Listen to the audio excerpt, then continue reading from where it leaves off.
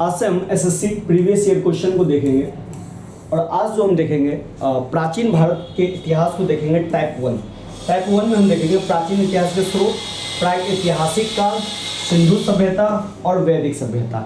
इन सब के बारे में हम देखेंगे कि एसएससी में कौन से ईयर में किस तरह के क्वेश्चंस आए हैं और किस किस एग्जाम में कैसे क्वेश्चन आते हैं। तो चलिए पहला क्वेश्चन है, पुरालेख विद्या का अभिप्राय है। तो पुरालेख विद्या का जो अभिप्राय है, सिक्कों का अध्ययन, शिलालेखों का अध्ययन, महाकाव्यों का अध्ययन, भूगोलों का अध्ययन। तो पुरालेख विद्या से शिलालेखों का अध्ययन किया जाता है। देख लीजिए क्वेश्चन कहाँ है, एसएससी सीपीयू में आया हुआ है 2003 में और सीजीएल टायर 1 में आया है 2016 में। यही क्वेश्चन रिपीट हुआ है। नेक्स्ट है, सिंधु घाटी सभ्यता की मुख्य विशेषता थी। तो सिंधु घाटी सभ्यता की जो मुख्य विशेषता थी वो थी आपकी शहरी जीवन, व्यवस्थित शहरी जीवन। शहर जो था या नगर जो था दो हिस्सों में बटा हुआ था। पहले हिस्से को हम दुर्ग बोलते थे और फिर दूसरे हिस्से को हम निचला शहर बोलते थे। रोड जो था समकोण पे कटा हुआ था, 90 डिग्री पे कटा हुआ था। हर घर के बाहर एक कुआं मिला जाता था। हर घर जो है नाली से जुड़ा रहता था। हर घर जो था वो आपको पक्की ईंटों से बना हुआ था। तो ये विशेषता है ना शहरी जीवन को ही बताता है।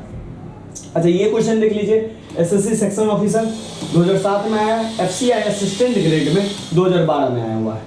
नेक्स्ट है, मोहनजोदड़ो में सबसे बड़ा भवन कौन सा था। तो मोहनजोदड़ो में जो सबसे बड़ा भवन था वो धान्यागार था। ध्यान रखिएगा, मोहनजोदड़ो को मृतकों का टीला भी कहा जाता है। अच्छा ये क्वेश्चन जो देखिए एफसीआई 2012 में आया और सीजीएल टाइप 2016 में आया। आप बस क्वेश्चन को देखते चलिएगा और ये देखते चलिएगा ईयर कौन सा है। नेक्स्ट है, निम्नलिखित विद्यालयों में से हड़प्पा सभ्यता का सर्वप्रथम खोजकर्ता कौन है। तो इन विद्यालयों में से हड़प्पा सभ्यता का जो सबसे पहले खोज किया हुआ था वो दयाराम साहनी ने किया था। अच्छा ये भी ध्यान रखिएगा, हड़प्पा सभ्यता इसलिए भी कहा जाता है कि सबसे पहला जो साइट खोजा गया था वो हड़प्पा सभ्यता खोजा गया था, हड़प्पा जगह खोजा गया था, इसीलिए उस साइट का नाम या उस सभ्यता का नाम हड़प्पा सभ्यता पड़ गया। सिंधु घाटी सभ्यता भी बोलते हैं। सिंधु घाटी सभ्यता इसलिए बोलते हैं क्योंकि ये सिंधु नदी के आसपास और उसकी सहायक नदियों के आसपास ही ये सभ्यता पनपी थी, इसीलिए इसको सिंधु नदी घाटी सभ्यता भी कहते हैं। किस स्थान पर हड़प्पन समय के रथ की एक प्रतिमा प्राप्त हुई है। तो हड़प्पन समय के रथ की जो एक प्रतिमा है वो आपको देमाबाद से मिली है। लोथल में ध्यान रखिएगा, लोथल से बंदरगाह मिला हुआ है जिसको हम पोत भी बोलते हैं, पोतासे, ये आपको लोथल में मिला हुआ है। किस जिले में मोहनजोदड़ो स्थित है। तो पाकिस्तान के लड़काना जिला में मोहनजोदड़ो स्थित है। देवी माता की पूजा संबंधित है। तो देवी माता की जो पूजा संबंधित है वो सिंधु घाटी सभ्यता के साथ संबंधित है। भारतीय शासन के प्रतीक ये सब सत्यमेव जयते निम्नलिखित में से किस ग्रंथ से लिए गए। तो सत्यमेव जयते जो है वो उपनिषद से लिया गया है और ये जो उपनिषद है मुंडको उपनिषद से लिया गया है। भारत में वर्ण व्यवस्था किसके लिए बनाई गई थी। तो भारत में जो वर्ण व्यवस्था बनाई थी वो व्यावसायिक श्रम विभाजन के लिए बनाई गई थी कि व्यवसाय का जो है ना श्रम विभाजन हो सके। और वर्ण व्यवस्था में आपको ध्यान रखिएगा, बकवास करके इसका शॉर्टकट है, ब्राह्मण, क्षत्रिय, वैश्य और शूद्र, ये 4 वर्ण थे भारत में। नेक्स्ट है, भारतीय संगीत का उद्गम किसमें खोजा जा सकता है। तो भारतीय संगीत का जो उद्गम है सामवेद में खोजा जा सकता है। आरंभिक वैदिक काल में वर्ण व्यवस्था आधारित थी, शिक्षा पे, जन्म पे, व्यवसाय पे, प्रतिभा पे। तो आप ध्यान रखिएगा कि आरंभिक काल में जो वर्ण व्यवस्था जो थी वो थी आपको आरंभिक वैदिक काल में प्रतिभा पे, कि किस तरह का आपका प्रतिभा है। निम्नलिखित में ऋग्वेद काल के दौरान किसकी जानकारी नहीं थी। ध्यान रखिएगा ये क्वेश्चन है कि जानकारी नहीं थी। संयुक्त परिवार प्रणाली, कृषि, वर्ण व्यवस्था, विवाह प्रथा। तो ध्यान रखिएगा ऋग्वेदिक काल में जो है ना आपको जाति की बात नहीं थी, वर्ण व्यवस्था की बात थी। 10वें मंडल में, ऋग्वेद के 10वें मंडल में वर्ण व्यवस्था की बात की गई लेकिन थोड़ी, लेकिन जाति की बात नहीं की गई है। निम्नलिखित में से कौन सा अन्न मनुष्य द्वारा सबसे पहले प्रयोग होने वालों में से था। राई, गेहूं, जौ जिसको यव भी कहा गया है और जय, ओट। तो ध्यान रखिएगा जो सबसे पहला अन्न मनुष्य ने ग्रहण किया है वो है जौ, जिसको हम यव बोलते थे। यज्ञ सूत्र निम्न में से किस वेद में। सामवेद, ऋग्वेद, यजुर्वेद, अथर्ववेद। तो ध्यान रखिएगा कि यज्ञ सूत्र जो है यजुर्वेद में, यजुर्वेद में आपको यज्ञों के बारे में लिखा गया है। जुरेसी काल का माना गया पूरी तरह तैयार वृक्षीय फॉसिल कहाँ पाया गया है। तो जो कि जुरासिक काल का वृक्षीय फॉसिल है वो कहाँ पाया गया है आपका। तो ये पाया गया आपका छत्तीसगढ़ में। सिंधु घाटी सभ्यता की लिपि कौन सी है। तो सिंधु घाटी की सभ्यता की जो लिपि है वो भी अज्ञात है, ये चित्रात्मक लिपि है। तो ये भी ध्यान रखिएगा, इसको अभी तक हम डिकोड नहीं कर पाए हैं। और 400 से प्लस लिपि है जो बाएं से दाएं ओर लिखी जाती है। निम्नलिखित में से कौन सी जनजातीय सभा सामान्य रूप से जनजातीय सरदार मुखिया के चुनाव में शामिल होती थी? समिति, सभा, गण, विदत। तो समिति जो सभा थी वो ऋग्वेद काल में मुखिया के चुनाव से संबंधित हुआ करते थे। उपनिषद शब्द का शाब्दिक रूप से क्या अर्थ होता है? तो ध्यान रखिएगा, उपनिषद शब्द का शाब्दिक अर्थ होता है गुरु के पास बैठना। तो ये पास बैठने से संबंधित है। आर्यन जनजातियों की प्राचीनतम बस्ती कहाँ है? उत्तर प्रदेश, बंगाल, सप्त सिंधु, दिल्ली। तो सिंधु के आसपास वाले इलाका जो है, जिसको हम सप्त सिंधु प्रदेश कहते थे, वो आर्यनों की प्रारंभिक बस्ती थी। यानी कि आर्यन जो है, इनकी जो प्रारंभिक बस्ती थी इधर थी, बाद में जो ये है ना पूर्व की ओर चले, यहाँ से पूर्व की ओर। तो सभ्यता का विकास धीरे धीरे देखिएगा पूर्व की ओर होने लगा। सिंधु अर्थव्यवस्था की ताकत थी। तो सिंधु अर्थव्यवस्था की जो मेन ताकत थी, ऐसे देखा जाए तो शहरी अर्थव्यवस्था थी, लेकिन कृषि जो था ना रीढ़ की हड्डी थी। गांव से शहर की ओर कृषि का वो होता था, फिर शहर पनपता था। तो व्यापार तो था ही, बट कृषि इसकी मेन ताकत थी। महाभारत का प्रारंभिक नाम क्या था? तो महाभारत को पहले हम जय संहिता कहते थे, जिसमें पहले 8800 श्लोक हुआ करते थे, और अभी जो है 1 लाख से ज्यादा श्लोक हमारे महाभारत या जय संहिता में है। ध्यान रखिएगा, महाभारत को महाकाव्य भी बोला जाता है। 2 महाकाव्य है आपके, एक रामायण और एक है आपका महाभारत। नेक्स्ट देख लेते हैं, सिंधु घाटी सभ्यता में कालीबंगा निम्नलिखित में से किसके लिए प्रसिद्ध है? तो कालीबंगा जो है आपको सबसे प्रसिद्ध है, वो मिट्टी के पात्र के लिए है।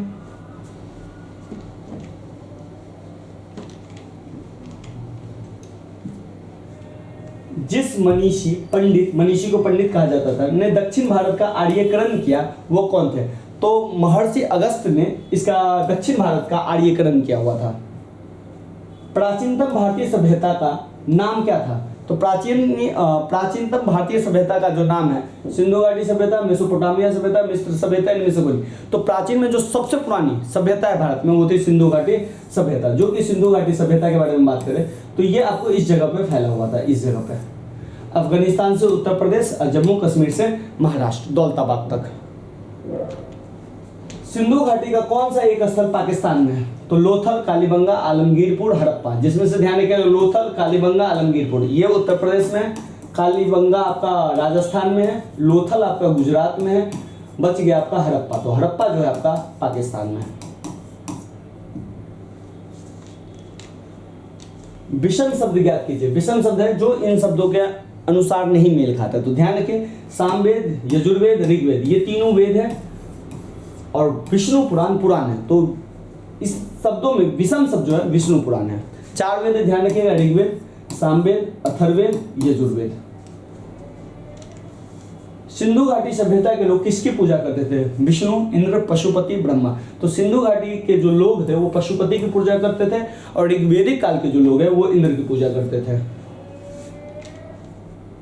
उपनिषद क्या है? महाकाव्य है, महाकाव्य नहीं है। रामायण और महाभारत आपके महाकाव्य है। कथा संग्रह बिल्कुल नहीं है। हिंदू दर्शन का स्रोत है, कानून की पुस्तक है। तो कानून की पुस्तक तो बिल्कुल नहीं है। ये मनुस्मृति, याज्ञवल्क्य की स्मृति, ये सब आपकी कानून की पुस्तक है प्राचीन की। ये हिंदू दर्शन का स्रोत है, जहाँ पे मोक्ष की बात की जाती है, बड़ी बड़ी बातें की जा रही है।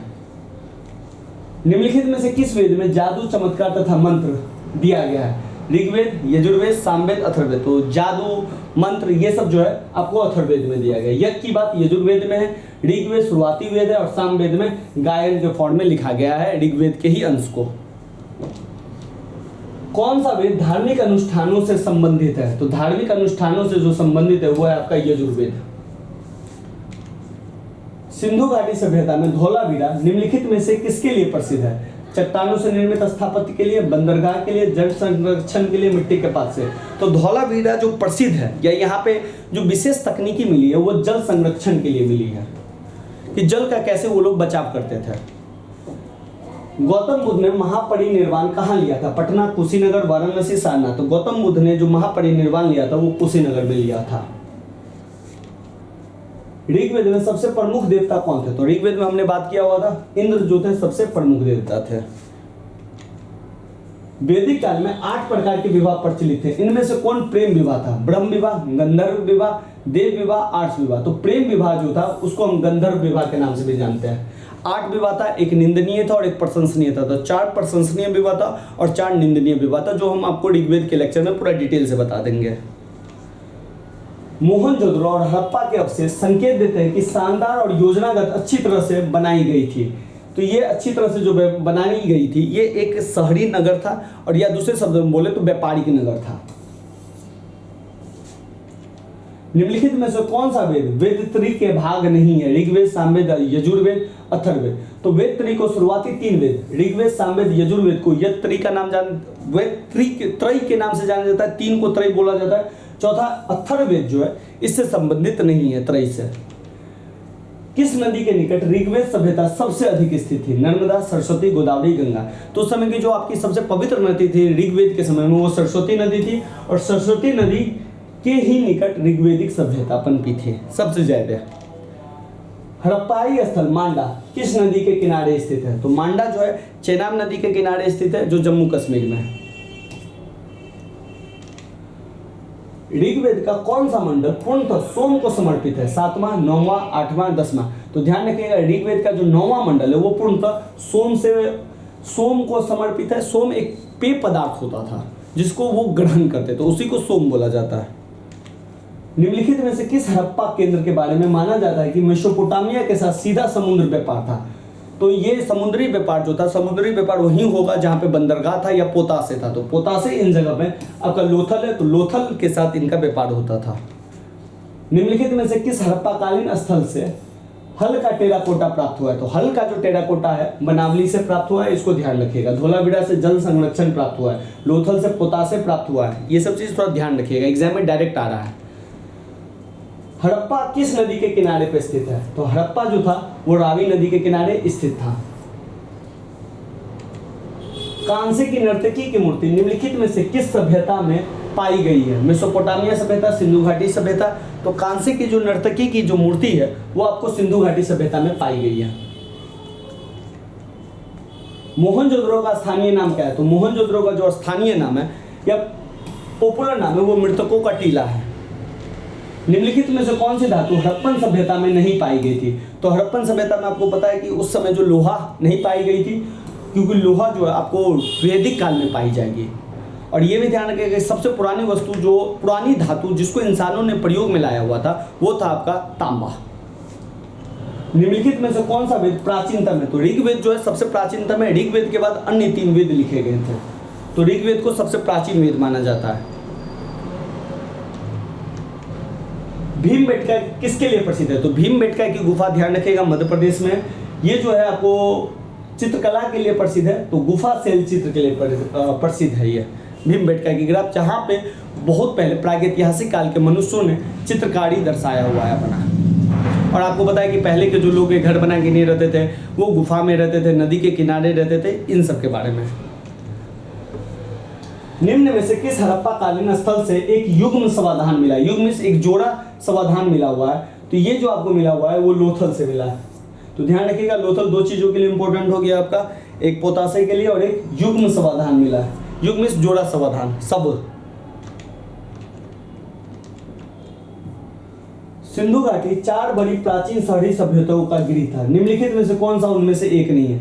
मिस्र, दक्षिण एशिया, रसिया, मेसोपोटामिया। तो ध्यान रखिएगा, इनमें से नहीं था वो रसिया का नहीं था। बाद बाकी इन सब के साथ इसका जो है व्यापार चलता था।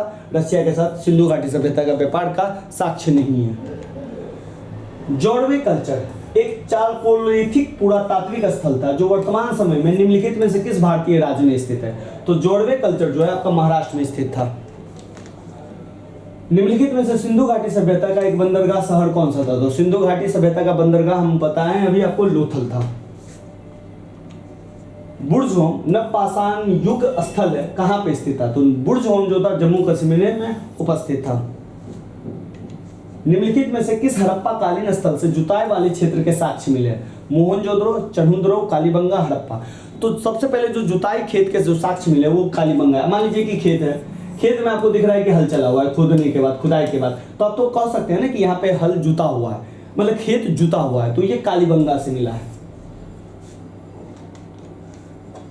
दावजाली हैंडिंग नवपाषाण स्थल में स्थित है। मेघालय, असम, जम्मू कश्मीर, कर्नाटक। तो ये जो दावजाली हैंडिंग है वो असम में स्थित है। ये नवपाषाणिक स्थल है। नवपाषाण क्या होता है, पूरा पाषाण क्या होता है, मध्य पाषाण क्या होता है, मैं आपको हिस्ट्री वाले लेक्चर में पूरा क्लियर कर दूंगा। महाकल्प को स्तनधारियों का महाकल्प के रूप में भी जाना जाता है। तो किसको जाना जाता है, पूराजीवी, जिसको पैलियोजेविक कहा जाता है, नूतनजीवी सीनोजोइक, नवजीवी नोइजोइक, मध्यजीवी मीजोजोइक। तो स्तनधारियों का जो महाकल्प है वो आपको नूतनजीवी सीनोजोइक में कहा जाता है। निम्नलिखित में से किस पुरातात्विक स्थल पर गर्त आवासों के प्रमाण है? मेहरगढ़, बुढ़जोम, राना घुड़ई, पलवई। तो गर्त आवास मतलब घर के मतलब जमीन के नीचे तरह का आवास जो है वो आपको बुढ़जोम में मिला है, जो कि जम्मू कश्मीर में है। पाकिस्तान के किस प्रांत में प्राचीन सभ्यता का स्थल मोहनजोदड़ो स्थित है? खैबर पख्तूनख्वा, बलूचिस्तान, पंजाब, सिंध। तो जो प्राचीन सभ्यता का जो मोहनजोदड़ो है वो आपके सिंध में उपस्थित है। भारत में वैदिक सभ्यता नदी के किनारे विकसित हुई थी? नर्मदा, सरस्वती, तापी, गोदावरी। तो वैदिक सभ्यता के लिए उस समय की जो सबसे इंपॉर्टेंट नदी है वो सरस्वती थी। तो सरस्वती के किनारे ये पनपी थी। वेदांगों के संदर्भ में निम्नलिखित शब्दों में से कौन सा शब्द अनुष्ठान को दर्शाता है? छंद, व्याकरण, कल्प, शिक्षा। तो अनुष्ठान को जो दर्शाता है वो आपको दर्शाता है कल्प। 6 वेदांग है जिसमें से 4 दिया हुआ है, एक निरुक्त है। इस तरह 6 टोटल वेदांग है। निम्नलिखित में से किस नदी को वैदिक काल में पड़ूसनी के नाम से जाना जाता था? तो पड़ूसनी के नाम से जो नदी को जाना जाता था वो रावी नदी को जाना जाता था। सतलज को सतुदरी के नाम से जाना जाता था। व्यास को विपाशा के नाम से जाना जाता था। हड़प्पा सभ्यता की सर्वप्रथम खोज किस वर्ष में हुई थी? तो हड़प्पा सभ्यता की जो सबसे प्रथम बार जो मिला हुआ था वो 1921 में मिला हुआ था। निम्नलिखित में से कौन सा राजस्थान राज्य में स्थित एक परिपक्व चरण हड़प्पा स्थल है? तो परिपक्व चरण हड़प्पा स्थल जो है वो आपका कालीबंगा है। ऋग्वेद को पुस्तकों या मंडलों में विभाजित किया है? तो 10 मंडल है टोटल ऋग्वेद के। ध्यान रखिएगा जिसमें पहला और जो 10वां है वो बाद में जोड़ा गया है। निम्नलिखित में से कौन सी विशेषता बौद्ध धर्म को जैन धर्म से पृथक करती है? तो बौद्ध धर्म को जो जैन धर्म से पृथक करती है वो आचरण और आत्मनिर्वाण का चरम स्वरूप। सुरकोटता या सुतकोटदा पुरातात्विक स्थल किस राज्य में स्थित है? तो सुतकोटदा पुरातात्विक स्थल जो है वो आपके गुजरात राज्य में स्थित है। एक व्यक्ति का वैदिक दृष्टिकोण और समाज से उसका संबंध जीवन के 4 उद्देश्यों से निर्धारित होता है। निम्न में से कौन सा इन उद्देश्यों में से एक नहीं है? सिद्धि, मोक्ष, अर्थ, धर्म। तो ध्यान रखिएगा अर्थ सबसे पहले, धर्म, अर्थ, काम, मोक्ष, ये 4 उद्देश्य है जिंदगी के। तो जिसमें से आपके मोक्ष, अर्थ, धर्म दिया गया, सिद्धि इसका नहीं है। ऋग्वेद में ऋषि विश्वामित्र और देवी के रूप में पूजी जाने वाली 2 नदियों के बीच संवाद के रूप में एक भजन है। ये कौन सी नदियां है? तो ये है जो आपका ब्यास और सतलज नदी है। सेल्ट एक नवपाषाण कालीन है। तो सेल्ट जो है एक उपकरण है। तो आज के लिए इतना ही रखते हैं। अगर सेशन अच्छा लगा तो लाइक करिए, अगर आपको इन्फॉर्मेटिव लगा, अगर आपको कोई सा लेक्चर चाहिए तो कमेंट करके बताइए और अपने दोस्तों को जरूर शेयर करिए।